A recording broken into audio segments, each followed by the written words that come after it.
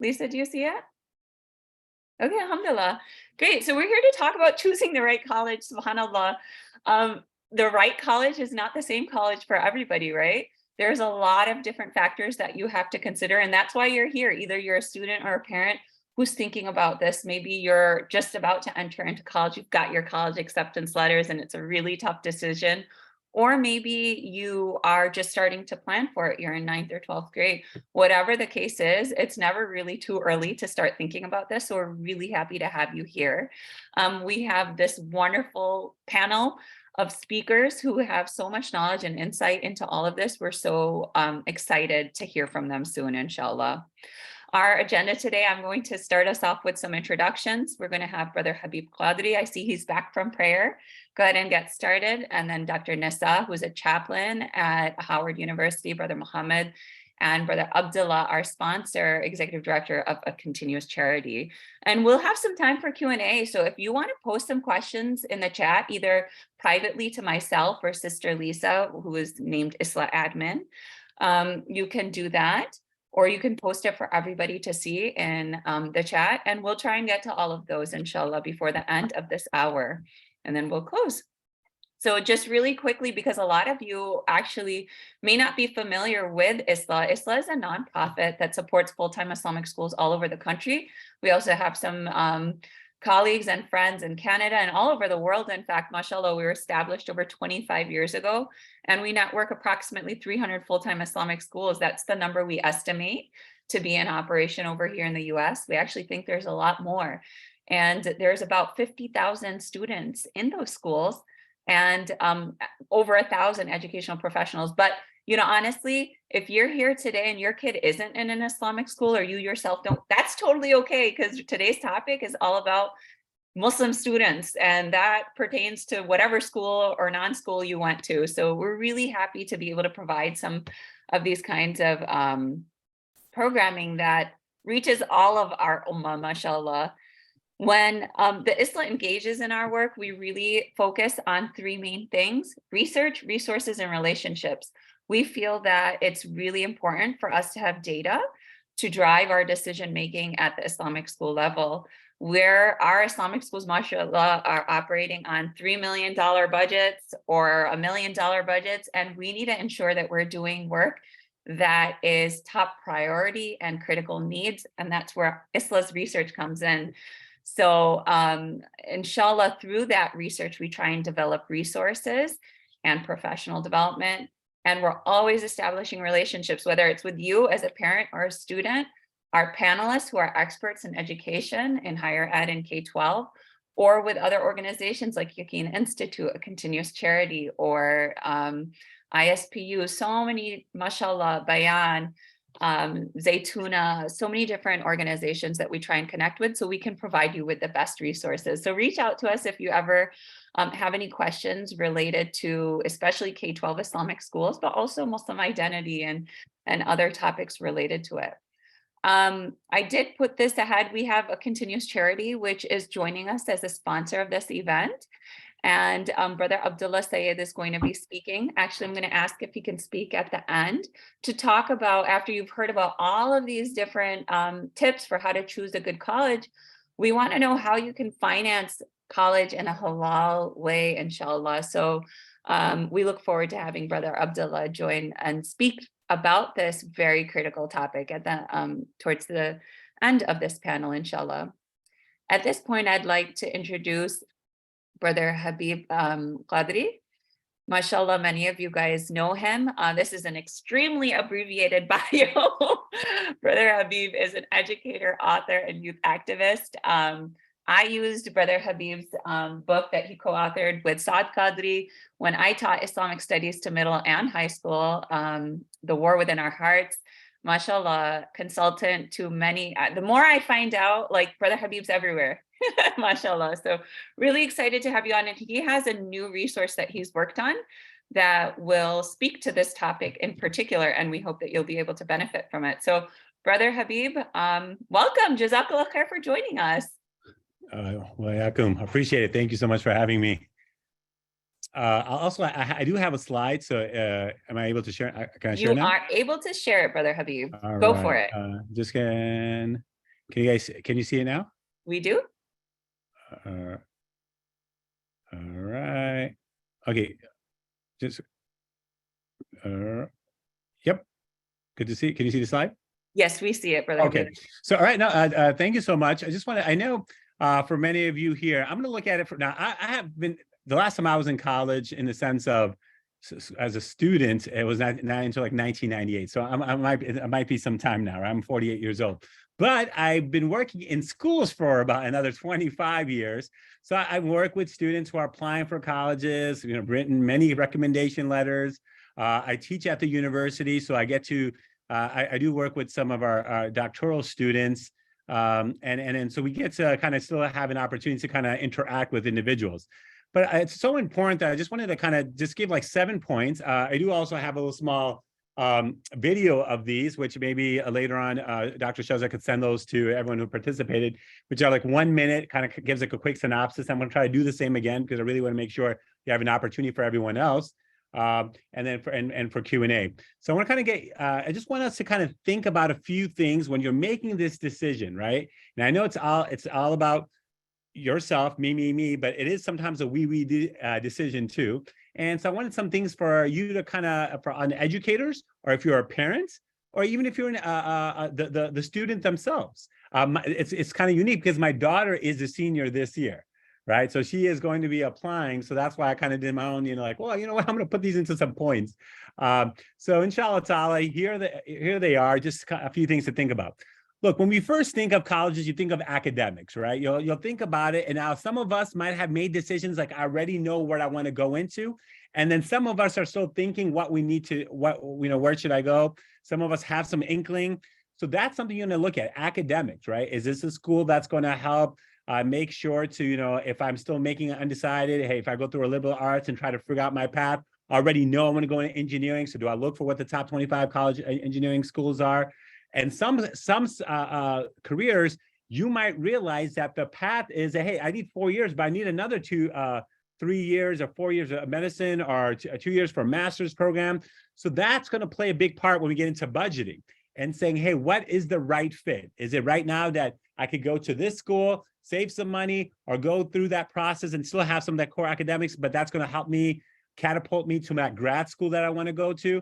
So you want to go ahead and see, hey, is that school reputable to what I want to do? Or is that going to be something that's really going to entice me and help me grow in that field? So the first one is academics. Number two, and is the other catch is that it is a family, right? You're going to also think about your family and say, all right, I know that when I make this decision, what is my family stock? Do they want me close by? Do they want, maybe they're struggling financially. So that plays a part too. Hey, I might need to be close by. I have a lot of siblings and they need my help, or I need to be driving distance, or I need to be able to come back, if I need a 2-3 hour distance. So that plays a big part too. So the family kind of comes from just their advice. They kind of know you. I know you don't think so, but your parents have a good idea how you are. Are you able to handle, to live by yourself? Are you going to make those right decisions? Which are those concerns of any parent, is not that they want you to be successful in this world, but they also want you to be successful in the hereafter, right? So what's that best fit? So family would be number two. I'm just going to go over quickly and we'll keep it up for Q&A. And later on, you can find the link to give you more details. Number three is the social emotional well-being. Look, we know that more than ever before, making sure that you're feeling comfortable where you are, socially, emotionally, does play a big part. So do you have the right friends, the right support there? If you are going through struggles, is there someone at the campus that could help you, from a faith-based person to maybe just support, from the what you call like the school life or the wellness center? Those kind of things are very important for you to think about and saying, hey, if I already know that sometimes I struggle through that, or I have a hard time meeting friends, do I have the right support that I need? Or if not, even at the school, is there something where I could go to? So that's going to be something you need to kind of look at and be honest with yourselves. And that's when you talk to your families. And when they sometimes might say, hey, what do you think? Looking at these categories, you want to go ahead and think about this and have your friends or someone else say, hey, I think you are a person who might need a lot of support around you. You do get homesick, or you do get emotional, or you do get, sensitive about a few things, keep that in mind. Number 4, budget. You have to kind of think about some of, sometimes you might get a FAFSA. Some you might get some form of scholarship. Sometimes your parents are making enough where you might not get a big discount. But you got to also look at yourself and say, wait a minute, if I go somewhere really far, I have to pay the tuition, plus I'm going to have to pay room and boarding. But if you're thinking about going to grad school and say, well, I'm spending already $250,000 in the first 4 years, and now I'm going to go to grad school or medical school, and that's going to be another. Sometimes some people, I had, some of my students were like, they know they want to go to grad school. I'm like, well, you got a great scholarship at maybe it doesn't have to be the top tier school, but you're still at one of the top schools, maybe in your local communities.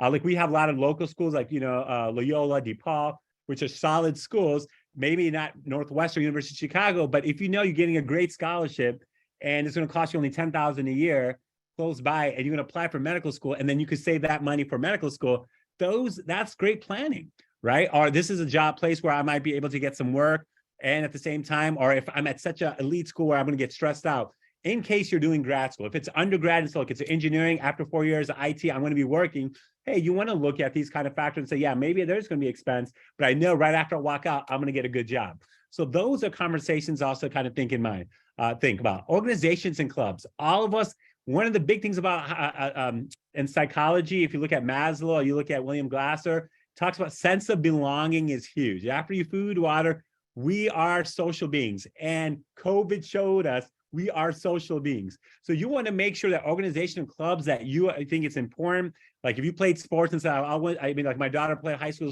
sports, and she's like, hey, should we play college? Back and forth, but she's like, no, maybe I'll just play at a club level. That's great, and those are conversations that you have to have. Or I want to be a part of, aspect where I want to be still challenged, but not to a point where I can't do other clubs and organizations. So that's something. How do you balance yourself? And are you a person that gets stressed out, but that's going to affect you socially, emotionally? So that's why all these are somewhat connected. The last two is growth and job opportunities, right? Are these schools that are going to quickly get me an opportunity to get where I need to get to, right? Are these very reputable, right? And I think those are conversations. Do they have resources to help you get jobs? Do they have a great networking, right? And I think those are conversations that you want to look at. And the last thing is, which I think is the important thing, is we want to be the best in this world, but we also want to be the best in the hereafter. And faith.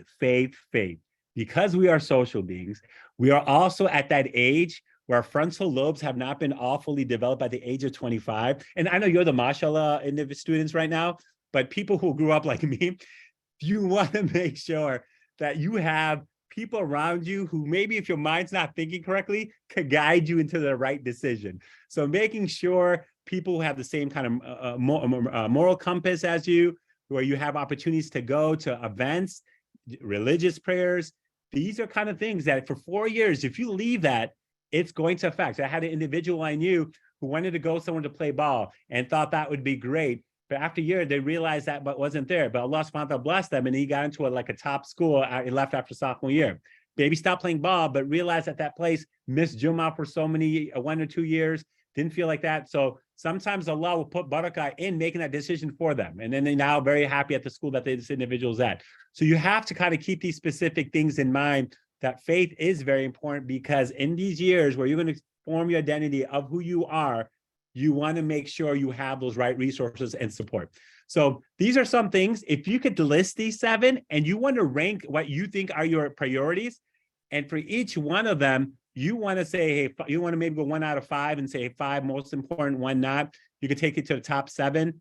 And then even for that, what are some of the things that are questions about those specific areas? So keep those things in mind. Jazakallah khair. Assalamu alaikum.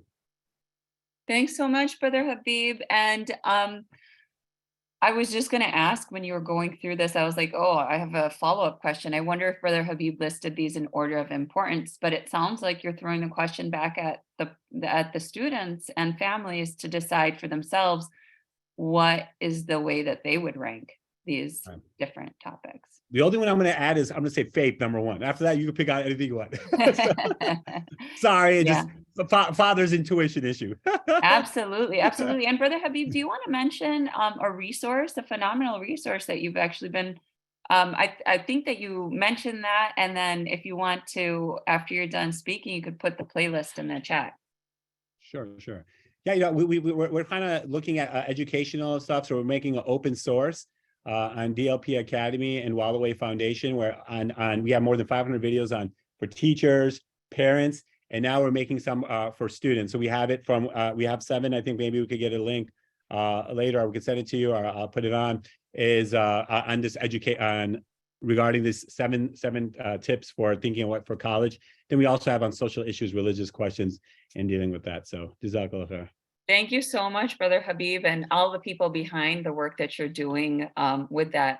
And, you know, the connection between your number one, faith, and our next speaker, Dr. Nisa Muhammad, is just brilliant, because this isn't a common thing in all universities, but there is a very unique resource that you can look for in universities, and that's a chaplain, and in particular, a Muslim chaplain. So we're going to see if my share screen works right here. We have joining us next for our panel tonight is Dr. Nisa Muhammad, and she is a chaplain at Howard University.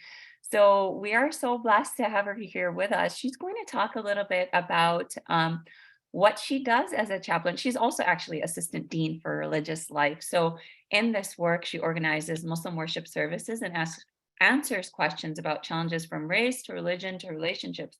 Her work as a chaplain in the university isn't like the equivalent of an imam. So I think that, you know, that's something that she can talk a little bit about, what would be the benefit of attending a university with a Muslim chaplain or any chaplain, and what kind of work you do. So Dr. Nisa, thank you for joining us again this year. Last year you were here too on a very similar topic, and we're so honored to have you join us again. Assalamu alaikum warahmatullahi. No, the honor is really mine. I'm so excited to be back here and to join your audience, and really to see one of my students here, Saliha. So it's just, you know, a wonderful, wonderful opportunity. So I want to talk a little bit about what I do and how I talk to parents when they come to visits at Howard University. So I'm the Assistant Dean for Religious Life, and I work with the overall religious life community here at Howard, primarily with the Muslim community, but with all the students. And so I am responsible for organizing worship services. I organize Juma. We have a different imam or khatib come every week for Juma, which really gives the students an opportunity to hear different voices and different expressions of Islam, because we are creating world citizens. We don't want our students to just be students who do well in the DC area or do well in their hometown.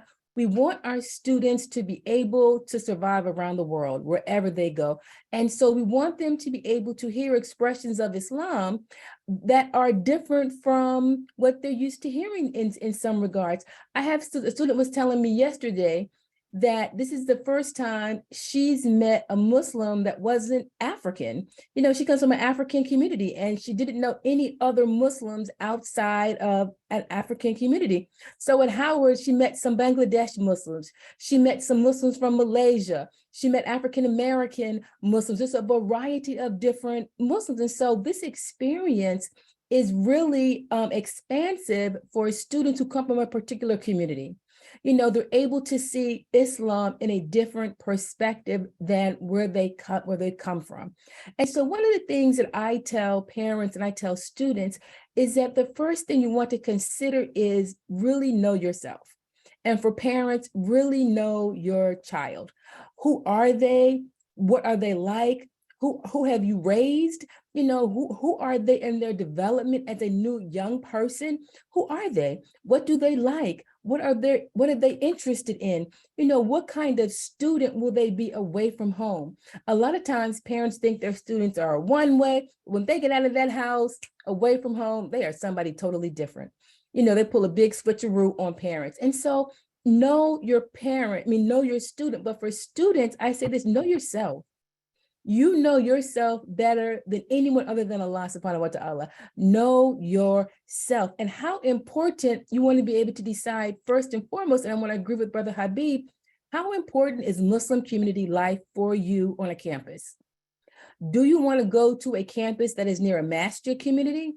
Or will you be happy with just whatever the Muslim campus life is? There are cities where the nearest masjid may be a drive away.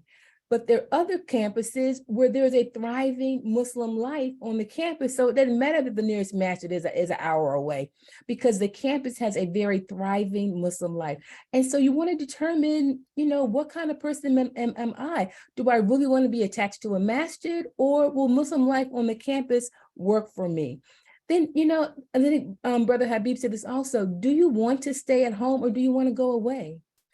I tell people, I tell parents that if all you're looking for, and I tell students, if all you're looking for is just an education, go anywhere. I mean, you could really, really, really get an education anyway. But if you want a life-changing experience, if you want to come to a university one way and leave as something else, come to Howard University, because you will have a life-changing experience here.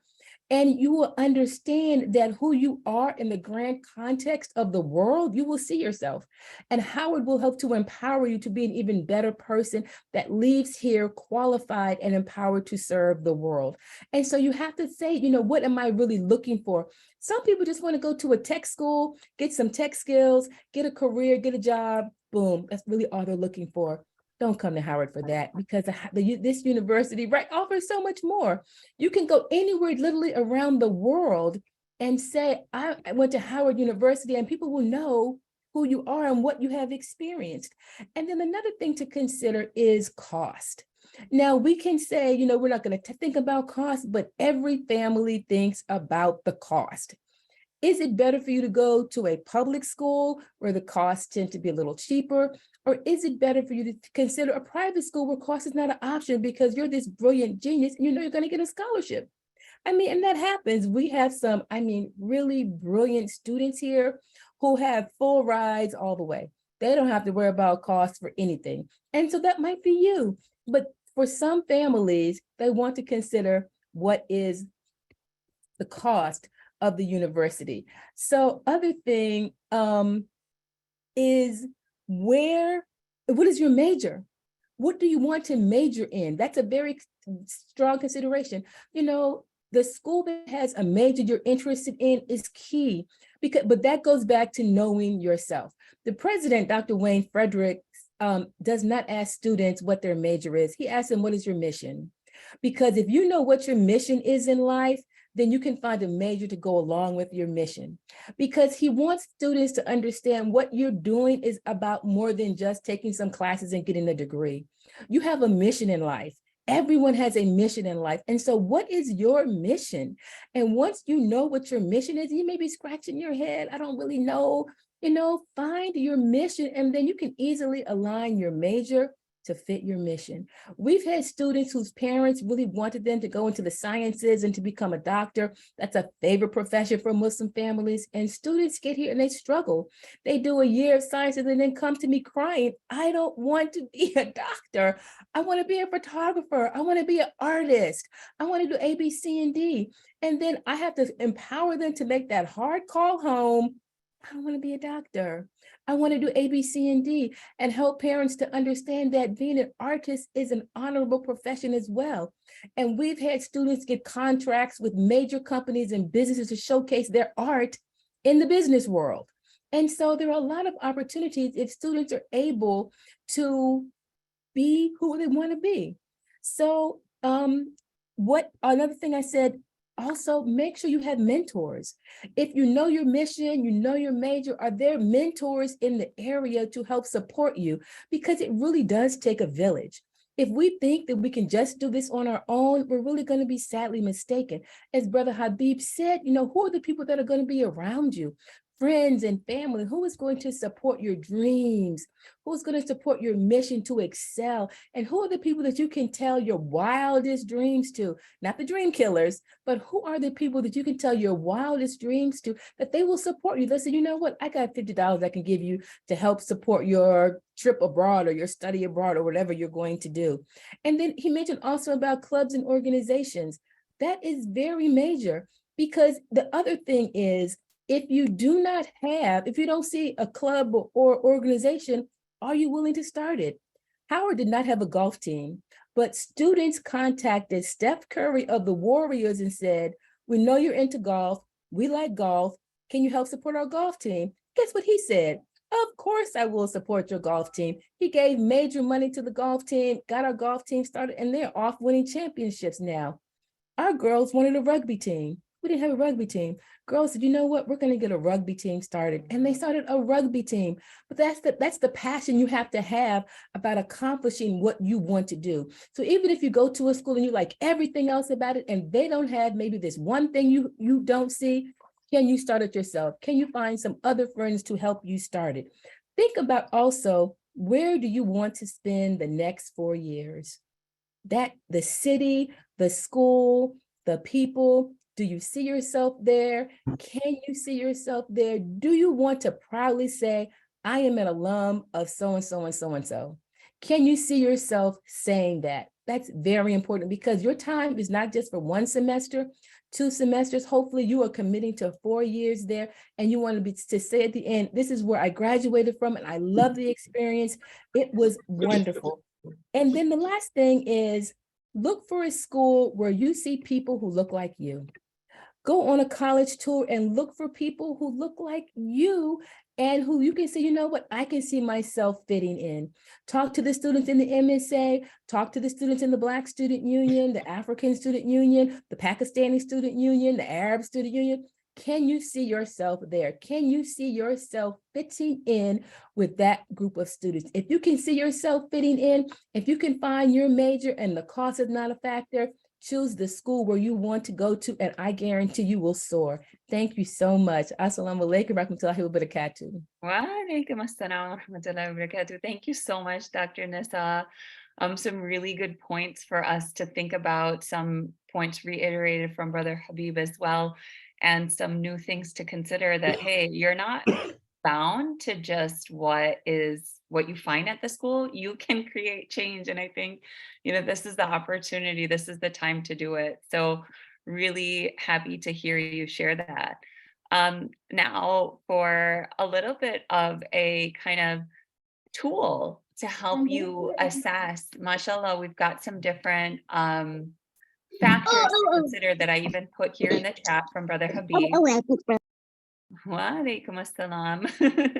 So, but Brother Salman Khan joining us, founder of Muslim Campus Life, a doctoral student at Harvard in education, has a very unique platform for us to be able to look at and really assess what school is best for you. So Brother Salman, really happy to have you joining us again this year to talk about Muslim Campus Life and your other tips for choosing a college. Yeah, absolutely. That was funny because so that's my research bio, I think, that you had there, which is great. Yeah, that's true. I was pivoting from that to the stuff that I know that you've done. Yeah, no worries. And just as a background, I've been a school counselor, so helping students with the college application process. And I also worked in admissions for some time at an elite university, and now I'm a doctoral student studying education. So I have a lot of background in this space. And today I'm going to come from the perspective of Muslim Campus Life, which is an organization I helped co-found with a few folks that I'll mention. But really the focus of our work is to advocate for the needs of Muslim students on college campuses across the country. And I would say that's maybe the external facing work, but then the internal facing work within our own community is to really raise awareness about some of the resources that we have to advocate for, but also understand the benefit of. And so one example of that is definitely chaplains, and just making sure Muslim families understand the importance of having a chaplain on a college campus, and then advocating for more colleges to add Muslim chaplains on campus. So let's just jump right in, inshallah. This is our team of folks who support this work, alhamdulillah. Really great team with a lot of different experience across the higher ed space, from admissions to deans to folks who are student facing. So just really, really happy to work with this group of people. And we're actually doing an event, just to give an example of some of the advocacy work that we're doing. So we're having an event for non-Muslim, or I shouldn't say non-Muslim, but higher ed professionals who are Muslim and non-Muslim on February 16th to help raise awareness around how campuses can prepare for Ramadan on campus, right? What does it mean for students to be fasting? How can campuses provide resources for students while they're fasting? And that sort of stuff. So this is just an example of the type of advocacy work that we're engaging in. And now let's shift the conversation to what you all came here tonight about. A lot of what I'm going to be speaking about is actually in a free resource that we developed called the Muslim College Guide. You can download it totally free on our website at muslimcampuslife.com. And so just keep that in the back of your mind as I'm talking. I'll be sure to reference this again. But again, a lot of this, what I'm going to be speaking about is in this resource. And a new resource that we've been developing with the community is the Muslim Campus Index. And so this is trying to compile a bunch of, what are a bunch of resources that colleges have to offer, and how can we document them in a single place? And so on this, you can see whether or not there's a Muslim chaplain, whether or not there's a prayer space on campus, whether or not there's access to halal food on campus, whether or not there are Muslim organizations on campus, and then what type of residential options do they have if you're going to stay on campus? And so do they have flexible dorming options or do they not? Right, and we can talk more about that, inshallah. And then throughout the presentation, feel free to ask questions. Happy to, answer anything that comes up as we go along, inshallah. Okay, so finding the best fit college. I think my two slides here will be a summary, I think, of what Brother Habeeb mentioned and what Dr. Nisa mentioned. But there are so many different factors to consider in choosing a college, from prestige, diversity, campus size, whether or not there's a strong career services center on campus to help you find a job after college. What is the employment rate of graduates of that college, location, distance from home, the entering class size, student organizations and chaplaincies. And the framework I'll recommend the framework I recommend using for choosing a college is really thinking about the academic piece, which we've heard, the financial piece, and then the campus culture piece, right? And so for academic, I think as Brother Habeeb mentioned and Dr. Nisa mentioned, you want to make sure that there's academic fit on the campus that you're choosing, right? And so if you're someone who is, more humanities or liberal arts oriented, you might get a great scholarship offer from, an NJIT or NYIT, but choosing that college is probably not a good fit because a lot of the focus on those campuses will be more STEM oriented, right? And so just making sure that there's an academic fit is incredibly important. And I'll just lump in just long-term outcomes as well. And there's a great resource that I recommend everyone use and every parent use, every child use, and definitely school administrators should be using, which is the college scorecard. So this is a free resource that the Obama administration had released right before the end of their term, which provides a ton of transparency on the outcomes of colleges. So you can go on this website, type in a specific college, and get the 10-year earnings that a college offers, that a college graduate from that university has after graduating, right? And so you can get a sense of what is the salary I might have after graduating from this college look like before you even enroll, right? And that's really powerful. You can look at debt rates, you can look at employment rates, you can look at graduation rates, retention rates, all these sorts of things to really make sure that the academic fit is a good one. The second piece, which I'm very excited to have Brother Abdullah here today from ACC, is the financial piece, right? Can I afford to go to this college that is a good academic fit for me, right? And so there's a lot of different recommendations, and obviously in our community, there's a lot of discussion, I'll say, on the halal nature of loans and not taking loans. But the reality is there is a huge student loan crisis hitting this country across religious lines, right? So everyone is being affected by this. There's a ton of debt that is outstanding that people have to pay back. And so it's really, really important that you think about the financial piece very deeply. And we have a lot of parents here tonight. And what I'll say is this is really the job of the parent to focus on, right? Making sure that your child is making a good financial decision at this point in their life, right? In this country, students can take out loans at the age of 18, sign promissory notes, and take out tens of thousands of dollars in student loans, right? And so parents really have to help them make these decisions properly. The advice we offer in the guide is to, choose a college where you don't have to take out more than $7,000 in student loans. And this is a recommendation that I would say is pretty broad across the higher ed space. It's just one of many, but something to just think about is how much money am I going to spend to attend this university, right? And is there an ROI in terms of this decision? Because this is a financial decision, right? This is an investment in your future. And so thinking about the financial piece, I think is really, really, really important. And, I can share horror story after horror story of families that I've worked with, families I know that have really, struggled with this process and have made really bad financial decisions that have affected the student. And you can imagine the different ways in which taking out a ton of loans for a college that may not be worth it financially may affect the student. So if I take out a bunch, tens and thousands of dollars in student loans that are interest bearing, then I graduate and I don't get a good job, you can imagine how that might affect, that student's prospects later on in terms of just contributing to the community, in terms of them even being able to get married, them, being dependent on their parents for a lot longer, and so on and so forth. So the financial piece I do want to stress as being really, really important here. And then the third piece, which I think is what we're talking about today, is the campus culture.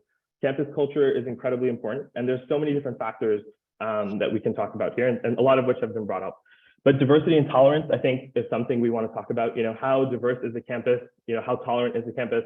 And so CARE actually did a really great study, called the CARE CARE Campus Climate Report in 2019-2020.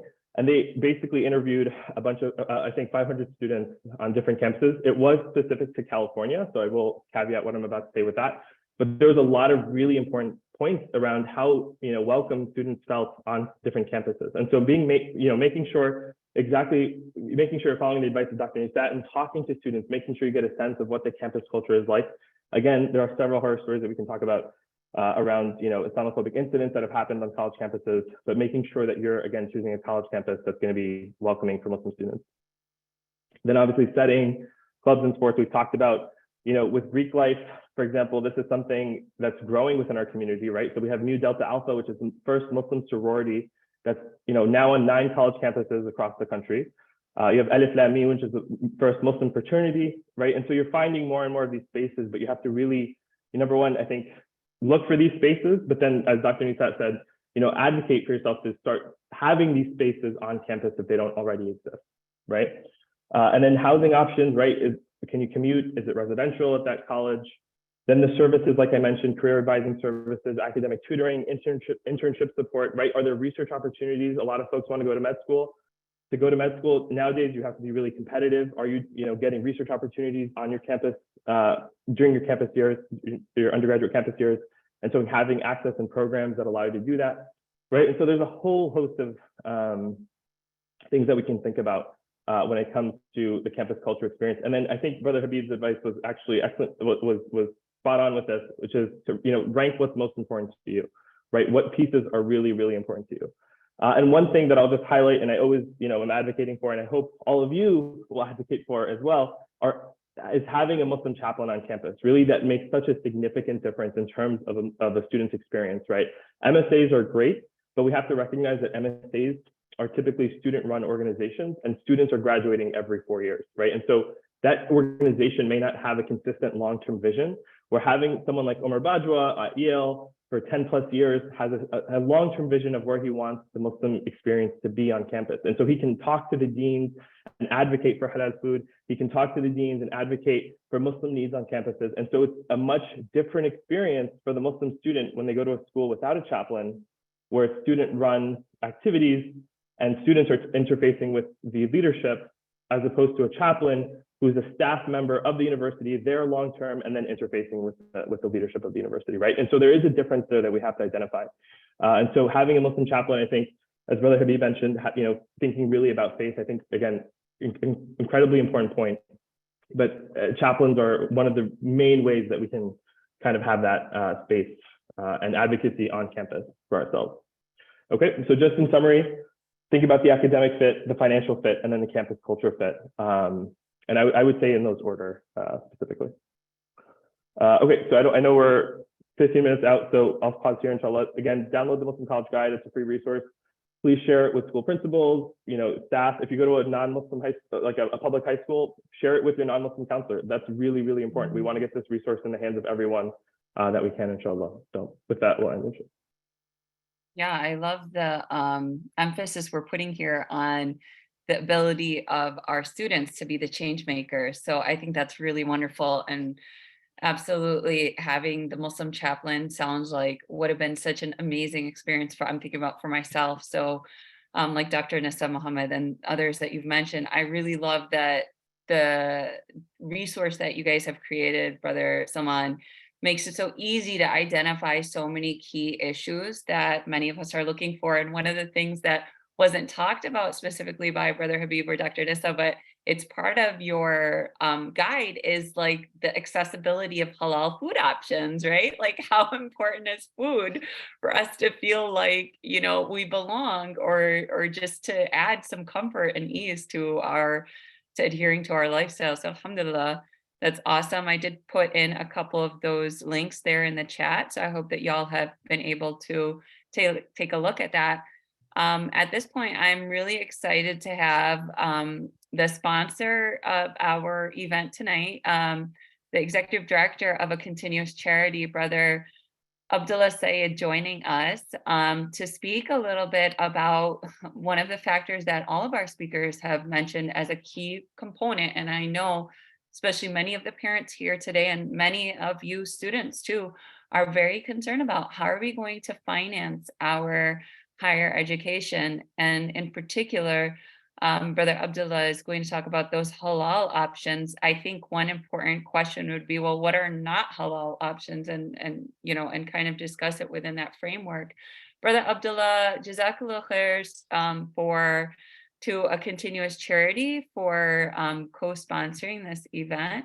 We're so happy to have you joining us, and I invite you to take the mic. We have a number of people who've come here just to hear a little bit more about halal financing for higher ed. Well, thank you for the opportunity. Hope you guys can hear me clearly. I'm kind of Yes, in we a public can. space right now. Had to get away from home just to make sure that I'm not like rudely interrupted by all my 4 kids at one time or one at a time. MashaAllah. Alhamdulillah, please make dua for them. Thank you again for the opportunity for ISLA for doing the great work of perhaps inshallah combining all of the force of our Islamic schools all across America. And that is quite a force. You know, we're a young community. We've got a lot of young talent. And, just one example is I was at the Mass ICMA conference recently, and I came back very inspired about the future of the Ummah and seeing all of these young people wanting to make change, coming to our booth and asking questions, wanting to do things right and in a halal manner as far as going to school. And of course, I'm not here like a mufti to say what's halal, what's haram. I'm just here to present a continuous charity as an option for those that are looking to continue or those that are looking to enter higher education as well. And first of all, I wanted to just say thank you to ISLA for the platform, to Brother Habeeb for the 7 tips that he gave. I was listening closely, Brother Habeeb, and I really value also what yourself and Brother Imran are doing with the platform. Looking forward to what comes out of the Wallaway Foundation. To Sister Nisa, thank you so much also for you recently created a video with one of our awardees. We call them awardees, those that get a loan award from us. And Sister Nisa's video was amazing. I'll talk about that student here in a little bit and her story and her journey and how that inspires us all. Inshallah, and those that are listening, hopefully get inspired. But Salman, I'm so pleased to hear and learn about your organization. I wish that existed when I was going to school. I'll share a little bit about my school journey. I also like your analysis of the academic, the financial, the campus life, and also all the resources you're building for that. So Jazakumullah khairan.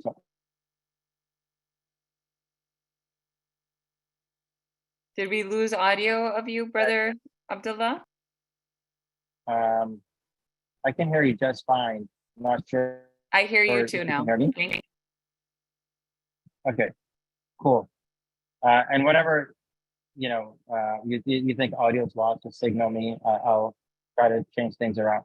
So what I was going to say was, at a continuous charity, I'll just go over really quick how to apply, what we're looking for in a student, and then I'll shift gears to my personal story of college education and finances, if that's okay with you, Sister Fazla. So a continuous charity, our website, acceducate.org, and Sister Fazla, if you don't mind, if you can put it on the screen. Just let them see the website and navigate through it even. So a continuous charity, we're looking for 5 things in an individual to be a successful candidate. Last year, for example, we received over 450 applications, or 450 people started to apply. About 250 completed their application. We only selected about 89 of those students. So it is quite selective. I want to give you the tips and tricks. So hopefully you're able to get an interest-free loan from the community. And these funds are really from the community. We fundraise all throughout the U.S. We're a national organization, and whatever budget we're able to raise that year, that's the budget that comes from the Muslim community. It's like a co-op. Like all of us are pulling in money into one place, And then we empower 1, 2, or in last year's case, 89 students to go to school. With that money, when they graduate, they pay us back, and that pool is replenished. And over time, that pool is growing both with donations and also the endowment that we put into place. So just really quick, going through, I see the website, research is going to the website already, and you'll see the frequently asked questions there. Definitely encourage you to read them. But those 5 things I want to tell you about them. Number 1 is merit. We want to invest in students that have already done well. So, as you're looking to apply to colleges, really think about what you can do well in high school, right? That's where it's all going to start for you, for your scholarship, for your, even within ACC. But I just want to say, even the schools you get into and the opportunities you get for financing those schools, that all starts right there in the early years. And you're going to do well in your high school if you've already built those habits, leading up to high school. So I think it's all a snowball effect. That merit is number 1, what we look for, your ability to do well in school and your recommendation letters, all of that is what we consider the merit. Number 2 is your finances. So our application is heavy, just like FAFSA, on understanding your financial situation. And there are, 20 points, for example, dedicated to your finances. Are you in need of those funds? And need doesn't mean like you have to be in poverty, for example. It's not like we're going by those rubrics. What we're going by is, are you able to afford school? Is there a gap? Like, for example, you get scholarships, you have contributions personally, and then from your family as well. But then there's a gap. Like, I got scholarships. My parents are able to help me to a certain degree. I'm able to pay my, way through school to a certain degree, but then I can't afford this gap. That's where ACC comes in. We want you to first utilize scholarship funds. We want you to utilize, FAFSA, obviously parental contributions, community contributions, your own savings. And then that gap is what we consider the need. And that could be a physician that has multiple kids in college at the same time, because college is so expensive. So really, the need is individual to each person, and our application helps us assess that. The third thing we look for is your community service. Our application is more biased towards those that are already serving the community, and also those that have plans to continue serving the community. We want to invest in those people that already invested in the community, because we're getting our funds from the community. So that's number 3. But sometimes, like, you might feel like, okay, well, does that community service have to be within the Muslim community? No, we're like looking to see how you serve the general population, how you serve those that are around you. Doesn't have to be in the Muslim sphere or space. Lastly, that's number 4. So there's 2 more to go. I shouldn't say lastly, but number 4 is the Islamic education. So we value those that are investing in themselves to better themselves as far as Islamic education. Those that are wanting to seek to better themselves by going to a halaqa, by memorizing the Quran, by learning Arabic, by learning the seerah of our Prophet Muhammad sallallahu alaihi wasallam. We also feel that those folks would probably take the loan out for the right reason. They're trying to avoid riba. And those are the students that we're like kind of focused, and that's our niche, right? We don't have unlimited money, so we do have to have a niche of students that we're trying to support. And lastly, location. What we try to do is we support more for our algorithm, those communities where we raise money from. So if we raise a lot of money from, for example, let's say Texas, because we're based here, we'll try to support more students in Texas, but we do have 10 chapters across the country. And that's one of the ways you can get involved, is to volunteer by creating a chapter in your community, in your masjid, and raising funds there so more students can be helped in your community. That's not to say that, if somebody applies from a community that we don't raise money from, for example, say, I'm just randomly saying South Dakota, I'm sure there's a lot of Muslims there, but let's just say if there weren't a lot of Muslims there, then, we would still support that student, because location only has 5 points. Majority of your points are, the merit, the financial need, the community service and Islamic education. So location does play a small part into our algorithm, but not really a whole lot. Our website is ACC, a continuous charity, so abbreviated for ACC, educate.org. And please go there and apply. Applications are open. They do close in April. So you have a little bit of time. Applications just open, apply early, and try to see if you have any questions. I'll be more than happy to answer the questions today, but our team is ready and screening through those applications as they come in. So I really encourage folks to apply. Again, I wanted to end with a personal story of Islamic finance, or sorry, college finance. I said Islamic finance by mistake, but college finance. And that's my own personal story. And you know, when I grew up in Connecticut, I was born in Karachi and grew up in Connecticut. And you know, the folks that I grew up with, I was like, hey, I don't know if I want to go to UConn. Let me try a school like far, far away from home. And that's not always good if you're not ready for that. And at that time, I wasn't ready for that. I got into Purdue. I did want to do aerospace engineering at that time. I wanted to be an astronaut. Currently, I'm a nonprofit professional, not an astronaut, unless, you know, inshallah, unless things change and I'm able to afford the SpaceX trip up into space. If things don't change, then, you know, I'm still in the nonprofit sphere. But I wanted to share that story that I went to Purdue, a very expensive school, far away from home. I struggled to really do anything in life. You know, I was just learning how to cook for myself, how to fend for myself. And you know, I really struggled both academically and financially out there in Purdue. And what I found there was a great campus life, and that allowed me to build great mentors with which I still keep in touch with. Brother Fazrul Ismail, who's an imam in Malaysia, Brother Nazim Lala, who's like a professional, or I think somewhat of a VP at Microsoft. I don't know the exact title. So many others. So I built a little community there that I benefited from. But you know, 2 years later, I came back home from Purdue, being a little bit more well versed in Islam and realizing that you know, I was going to school, but there's big debt my parents took out, the Parent Plus loan. That was like $19,500 at that time. You know, when I came home and I realized that my parents didn't have enough money to put me through school, and I realized that we were going into debt because of me being out there at Purdue, I decided to go to community college at that time, and my academics also changed dramatically. You know, I can't tell you what my GPA was at Purdue; it was not very good. But at the community college, I found myself and I found my passion. You know, the mission that Sister Nisa was talking about, what I wanted to do. That mission came from the campus life I found at Purdue, but I was able to replicate that or be a source of, you know, support for those that were at this community college. And from there, I went on to Texas State and graduated without debt. I was able to pay that $19,500 with my first job within the 6 months of that grace period that the government gives you. Alhamdulillah.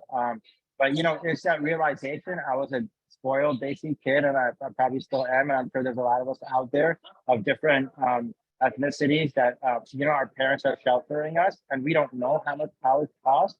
And we may not know until later. And we might think like, hey, my parents are paying the way for me.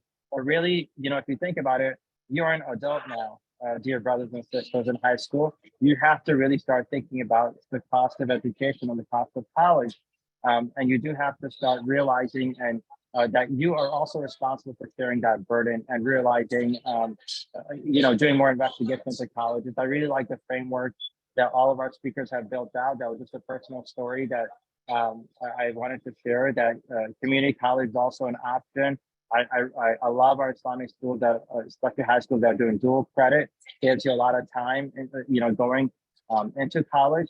And sometimes you got to find yourself. So they say, you know, 27% of those that are working are currently in their field of study. That's for the Federal Reserve, for their, you know, when they do research on jobs and those that are applying for benefits and things like that.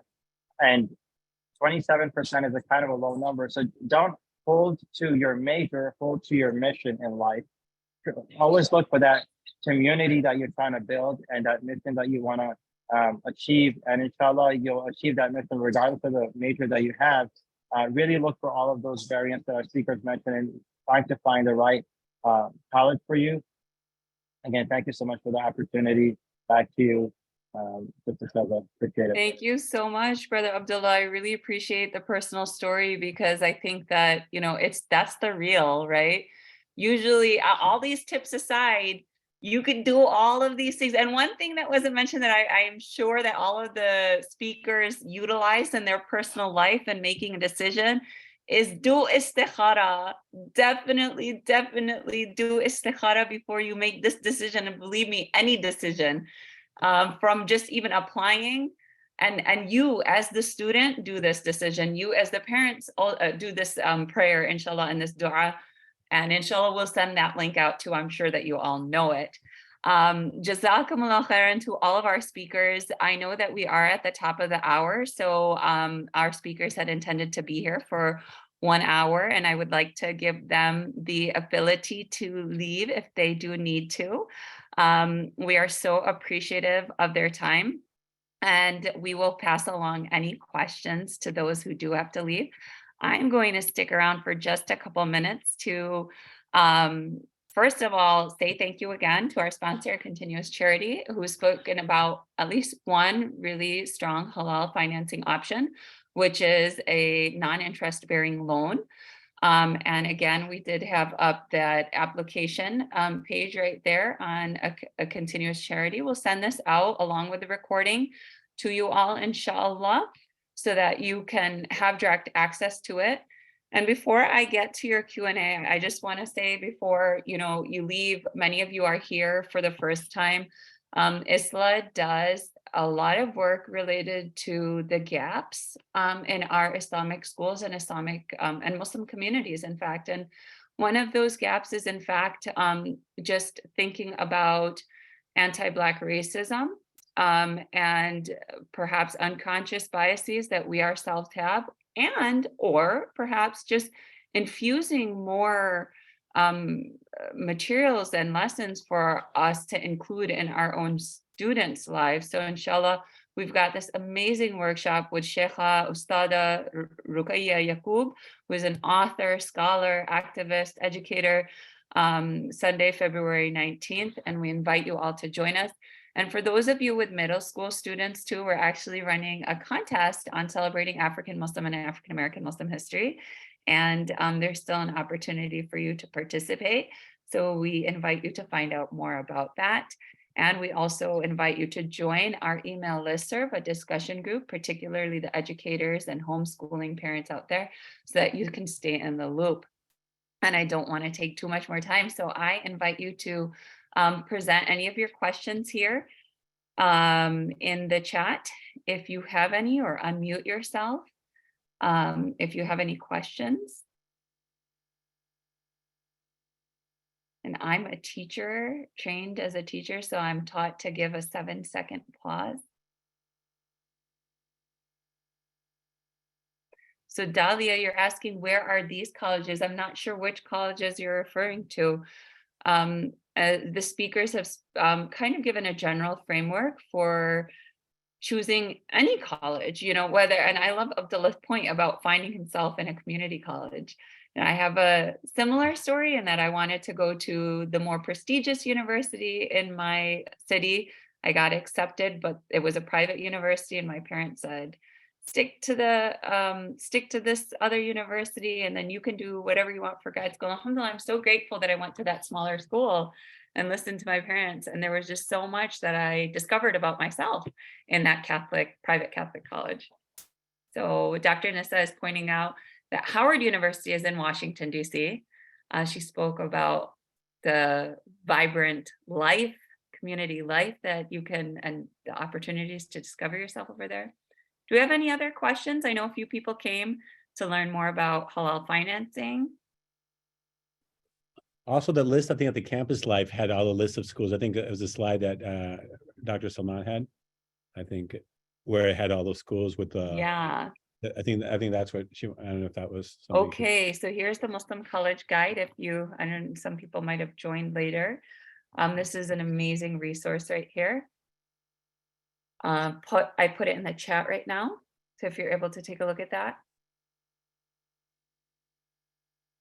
Thank you so much, Delia. All right, well, I will stay along, but I will go ahead and close the recording and close off this gathering with Surah Al-Asr. Bismillahir Rahmanir Rahim. Wal Asr innal insana lafi khusr illa alladhina amanu wa amilu salihati wa tawasaw bil haqqi wa tawasaw bis sabr. Jazakumullah khairan so much to Brother Habeeb, Dr. Nisa, Brother Salman, Brother Abdullah in particular, and to every single one of you who've joined us tonight. I really, really appreciate your time. And thank you to the schools that have forwarded this message. And we look forward to participating and engaging with you some more, inshallah, over the year. Assalamu alaikum wa rahmatullahi wa barakatuh.